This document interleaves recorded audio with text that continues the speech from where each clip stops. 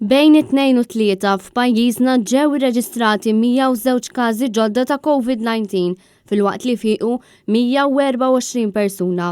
Dawn iċ-ċifri jtellaw għal aktar minn 20,000 in-numru totali ta' persuni li ħadu l-virus f'Malta sa mill-bidu tal-firxa tal-pandemija. Fl-aħħar 24 siegħa pajjiżna rreġistra 2 vittmi oħra tal-COVID-19. Mara ta' 83 sena tilfet ħajjitha fir-residenza San Vincenz de Paul filwaqt li raġel ta' 72 sena miet fl-isptar Mater Dei. Dawn l-imwiet itellaw it-total ta' vittmi tal-COVID-19 f'pajjiżna l-297. Iċ-ċifri indikaw li fl-aħħar 5 ijiem kellna total ta' 11 il-fatalità. Il-każi attivi bħalissa jammontaw għal 2318 dan fil-waqt li sal-jum ta' 2 ingħataw aktar minn 50,000 doża tal-vaċċin kontra l-COVID-19.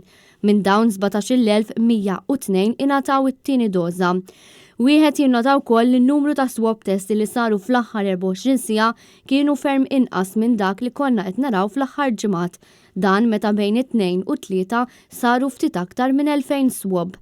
Intant il-Ministru tas-Saħħa Chris Verns qal fil-Parlament li minn Ottubru sa issa il-każi pożittivi fl-iskejjel ammontaw għal 2227.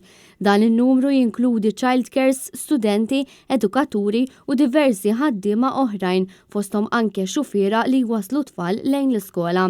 Jekk wieħed jagħmel kalkolu mqabbel mat-total minn Ottubru sa issa, dawk li ġew pożittivi b'kuntatt mal-iskejjel huma aktar minn 11% tal-każi pożittivi.